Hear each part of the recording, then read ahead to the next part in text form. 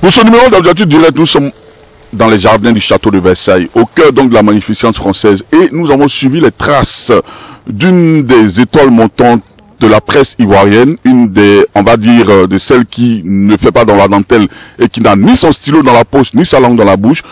Mesdames et messieurs, ensemble, Objectif Direct fixe les images donc de Pierre Thau aujourd'hui sur Carole Serikpa. Allons à sa rencontre. Carole Serikpa, bonjour. Bonjour. Vous êtes journaliste? Oui, journaliste, présentatrice. Vous êtes en exil en France? Oui. Pourquoi un exil en France? Ben, c'est... Je sais pas s'il faut retracer tout ce qui s'est passé depuis 2011 jusqu'à aujourd'hui, mais ça va de soi que c'est à la suite de la crise post-électorale qui est survenue en Côte d'Ivoire que je me suis retrouvée d'abord au Togo et ensuite en France. Voilà. Ça n'a pas été facile pour vous? Bien évidemment, un exil, c'est jamais quelque chose de gai. Et on vit cela comme toutes les difficultés des Ivoiriens depuis 2011. La question qui nous taraude l'esprit, c'est que c'est une critique qui peut être objective ou pas. On dit, mais pourquoi est-ce que les gens proches de l'ancien président de la République, Laurent Gbagbo, préfèrent plutôt venir se mettre à l'abri en France? Est-ce que c'est une mise à l'abri ou éventuellement il y a d'autres paramètres qui doivent être pris en compte dans le fait que ce soit la France votre lieu d'exil? Écoutez, il faut faire un distinguo entre la France, État, et la politique étrangère de la France.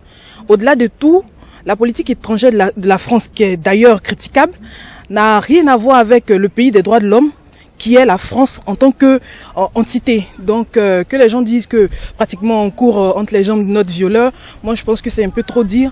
Au contraire, on leur confie la responsabilité de nos différentes vies qui ont été mises en danger depuis ce qu'on a critiqué de la politique française en Côte d'Ivoire. Vous avez repris la plume et le micro à Paris, vous faites quoi exactement? Ben, j'ai fait des contributions. C'est vraiment pas les médias, les journalistes en tant que tels.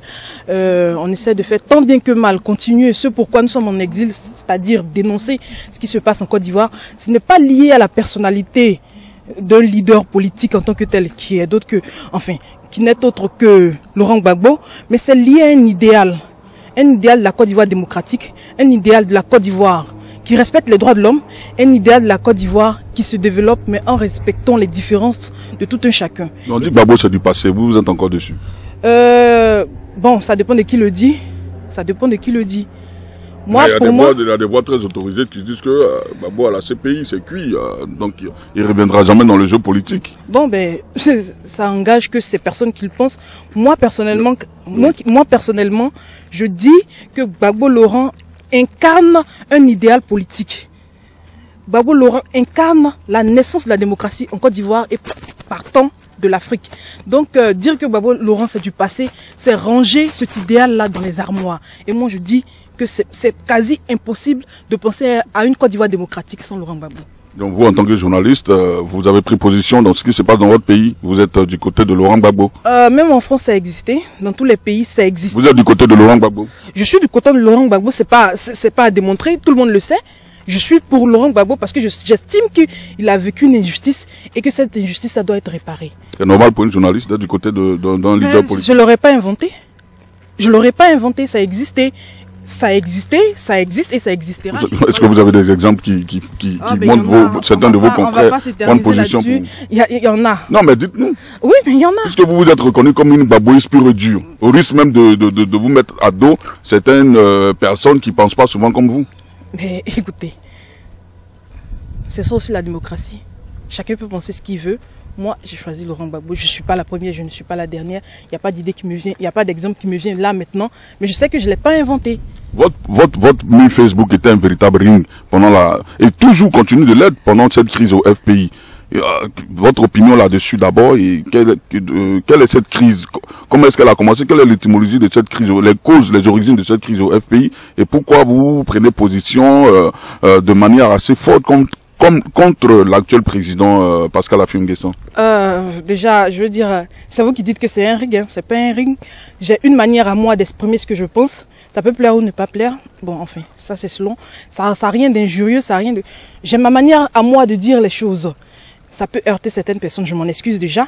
Mais j'estime qu'il y a des choses sur lesquelles il n'y a pas besoin de polémiquer. pour moi, une négociation ou une discussion part sur la base d'un principe.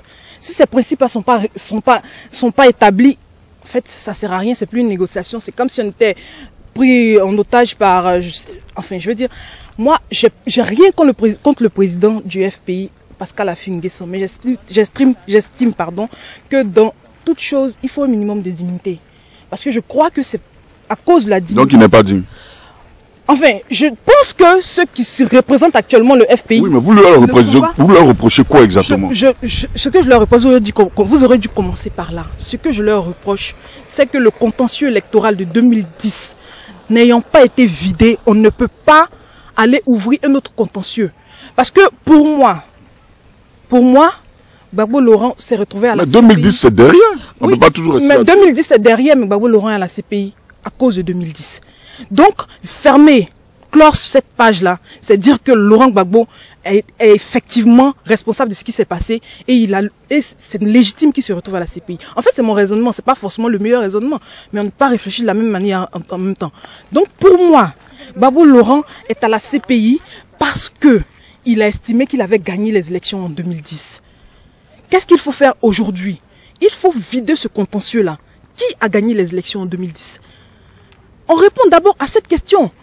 Ne pas le faire, c'est dire, ok, on capitule. En 2010, oui, on reconnaît, on n'avait pas gagné les élections, on avait envie de faire la guerre. Moi, je ne suis pas d'accord avec ça. Donc, pour vous, pas d'élection en 2015 tant que le contentieux électoral n'est pas vidé. Mais, Armand Hiré, les électeurs du FPI, les électeurs de la majorité présidentielle, sous la bannière sous laquelle le président Laurent Gbagbo allait aux élections, sont en exil, sont torturés, sont emprisonnés.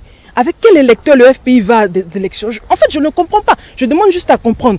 C'est normal. Quand on se veut un parti démocratique, il faut pouvoir être ouvert à la critique. Il faut pouvoir être... Si l'actuelle direction du FPI ne rassure pas, c'est qu'il y a eu un problème dans sa communication. Elle n'a qu'à s'en prendre à elle-même. Si ces militants ou sympathisants ne comprennent pas la politique qui est menée, c'est qu'il y a quelque chose qui ne va pas dans leur communication. Et ça, c'est pas de mon fait. C'est eux qui doivent s'évertuer à communiquer, à rassurer les militants et sympathisants. Parce qu'au-delà des militants du FPI, il y a aussi les citoyens lambda de la Côte d'Ivoire qui ont été les dégâts collatéraux de tout ce qui s'est passé en Côte d'Ivoire. On ne peut pas leur faire l'injure de dire oui, vous n'êtes pas militant du FPI, vous n'avez rien à dire sur la politique du FPI. Je ne suis pas d'accord.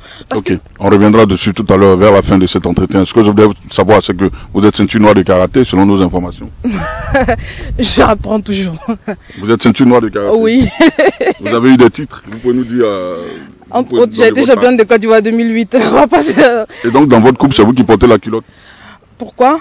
Ah ben, peut-être que comme vous êtes karatéka, votre mari, on le sent souvent calme. Vous êtes marié légalement? Oui, mais est-ce que mon mari s'est plaint à qui? Est-ce que mon mari s'est plaint à vous? Non, je veux dire que les observateurs, ceux qui, selon nos investigations, ceux qui sont un peu proches de vous, estiment que c'est vous qui dirigez votre foyer. Plus de 10 ans de foyer, j'ai jamais eu de problème. S'il était si malheureux que ça, il serait déjà parti. Ah bon? Ben oui. Attends, il faut que, en fait, peut-être qu'on n'a pas l'habitude de voir quelqu'un une femme surtout, qui dit oui, c'est ça que je pense et je le pense. Et du coup, on se dit, mais non. Donc vous n'imposez pas vos vues, vous dialoguez souvent? Non, on discute.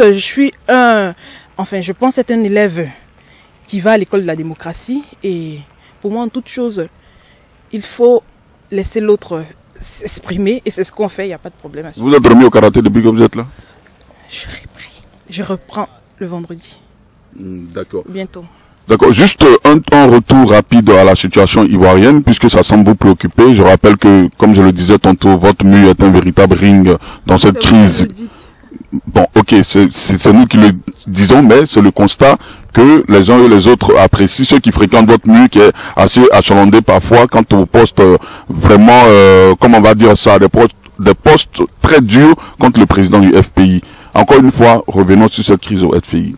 Qu'est-ce que vous devez passer, si vous avez un message à passer, qu'est-ce que vous devez dire, qu'est-ce que vous allez dire au président Pascal Affi N'Guessan, qui selon vous ira à l'encontre de l'assentiment des militants du FPI et éventuellement, on va dire, de la population ivoirienne.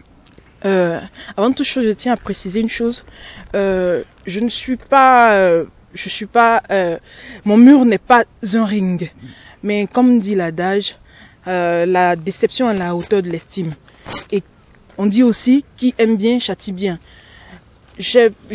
Mon mur n'est pas si vous voulez, n'est pas une sorte de, je veux dire, c'est pas pour faire le procès des dirigeants du FPI. Moi, plutôt, je les invite à revoir leur stratégie, et je pense que je n'ai pas la prétention de dire que je suis la voix des Ivoiriens, mais je pense que les Ivoiriens ont vécu tellement d'injustices et on continue d'en payer le prix. Peut-être nous sommes les mieux lotis dans cette histoire. Il y a certains qui sont sous les tentes et qui aimeraient quand même que on soit conséquent avec nous-mêmes. Qu'on soit conséquent avec nous-mêmes. Et que le sacrifice soit à la hauteur de l'attente des Ivoiriens. Des projets de médias dans l'immédiat? J'en ai pas mal en boîte. Mais pour le moment, ça peut attendre parce que il y a beaucoup de choses qui sont en suspens. Et quand l'esprit n'est pas bien, on ne peut rien produire. J'ai des idées et j'attends que ce soit fait. Mais avant de terminer, j'aimerais bien dire que à tous ceux qui pensent que... C'est moi qui conduis l'interview, c'est pas encore terminé. Ah, ok, autant pour moi. Bon, allez-y. Allez-y. À tous ceux que mes propos heurtent, ce n'est pas dans l'objectif de blesser. Là, vous vous dégonflez. Hein. Non, je ne me dégonfle pas parce que ça ne va pas s'arrêter. Je vais continuer. Si ça dérange autant. C'est-à-dire, vous êtes en train de dire à vos lecteurs, à ceux qui échangent avec vous, que laissez-vous vous insulter, il n'y a pas de problème, c'est la démocratie. Non, pas laissez-vous. Non, je n'insulte personne. Jusque là, personne ne peut me sortir une partie de mes tests qui insulte nommément quelqu'un. Je dis simplement, il faut être conséquent avec soi-même. Quand tu dis, voilà, tu te fixes une ligne, en tout cas, donne-toi les moyens d'aller jusqu'au bout. Mais ça sert à rien de s'engager, d'engager la vie des millions d'Ivoiriens quand on ne peut pas aller au bout. C'est ce que je dis. Non, en d'autres termes. Non, je ne m'excuse pas. Ah, d'accord. Je suis pas en train de dire que je regrette, mais je dis que ce n'est pas un ring. Mais j'essaie, d'une certaine façon, de contribuer à améliorer ce qu'on produit tous. Ce qu'on produit tous. Parce que le Carole Seripa, merci. Amis téléspectateurs, amis du web, nous étions donc à ce numéro de Objectif Direct. On était accompagné de la charmante et sulfureuse et iconoclaste Carole Seripa, journaliste ivoirienne qui n'a pas son stylo dans la poche et sa langue dans la bouche. On espère que ce numéro vous a plu. On se retrouve à la fête de l'humanité et on espère encore que là-bas, on aura un objectif très direct. Bye.